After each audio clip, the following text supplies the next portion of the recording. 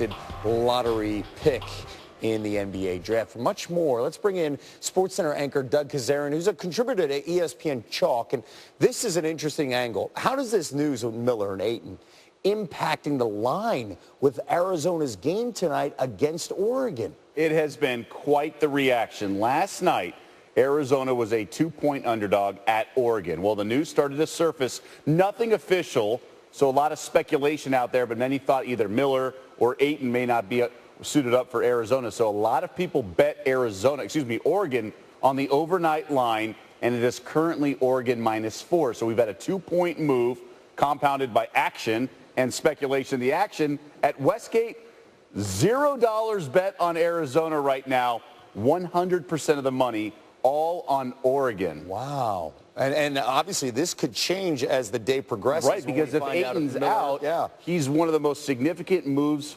according to odds makers. So maybe Trae Young at Oklahoma would be the single biggest move for one player in college basketball right now. But Ayton's right up there, probably like a 4-point move. When you're talking a point spread that's 4, moving it to 8, that's huge compared to like 13 to 17, right? And it's starting at 2. Right. That strike zone in basketball, such a key number. So 4 points around there. And if just Sean Miller stepped down or something like that, it'd be about a half point to 1 point. But bettors and odds makers don't play amateur psychologists too much. They don't want to think what's going on in the locker room, because look what we've seen this year with teams that were in the initial probe. Look what's happening to Auburn, right? Surpassing all expectations. USC's had a good season, even Louisville surpassing expectations. So you can't always assume it's going to have a negative impact on a locker room. And keep this in mind, if Ayton doesn't play, you don't have Trier as well, the top 2 scorers in the Pac-12 for Arizona in this game against Oregon. You talk about sorry to interrupt, but one odds maker said he would move Arizona to like 300 to 1 to win it all if Ayton was out for the year. Wow, okay, let's just continue that. Complete long shot. And they're about like 10 to 1 right now. So how about the other programs in the last 24 hours, these blue bloods that we've talked about implicated in this report by Yahoo?